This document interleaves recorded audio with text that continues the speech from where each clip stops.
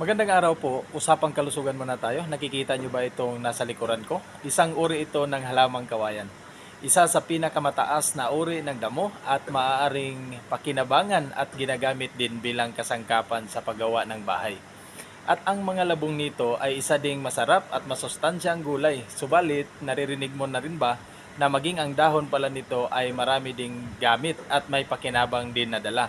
Ang kawayan ay karaniwang inaalagaan at itinatanim upang ang mga puno nito o katawan upang magamit sa paggawa ng bahay at ilang kasangkapan.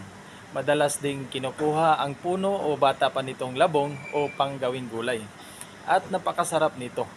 Napakarami panggamit sa kawayan ng tao. Ngunit hindi batid ng karamihan na pati ang mga dahon pala nito na hindi natin madalas napapansin ay napakarami palang gamit. Ang dahon ng kawayan ay mayaman sa antioxidant at isa din itong antibacterial. Mayaman din sa amino acids, potassium, calcium, copper, iron at zinc. Ito rin ay nagtataglay ng vitamin B6, vitamin A, vitamin E, niacin at thiamine. At dahil nga mayaman din ito sa protina, meron itong magandang epekto sa ating metabolism. Kaya naman, ang mga ilang kababayan sa India ay kinakain nila ang mga batang dahon ng kawayan upang maisaayos ang mga buwan ng dalaw. Siguraduhin lamang na may lutong maayos at malinis ang mga dahon nito. Kadalasan na pinipili ang mga malalambot na dahon nito at ibabad sa maligamgam na tubig at lutuin. Maaari din itong patuyuin sa araw at gawing isang tsaang dahon ng kawayan na may lasang kahawig sa asparagus na medyo manamis-tamis. At ayon sa mga expert, isa din itong mahusay na source ng collagen na makakatulong sa ating katawan.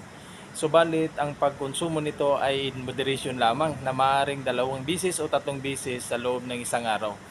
Maaari mo ring ihalo sa mga salad ang mga batang dahon ng kawayan at maaari ding inumin ang tubig na nasa loob ng katawan nito o tinatawag na bamboo water.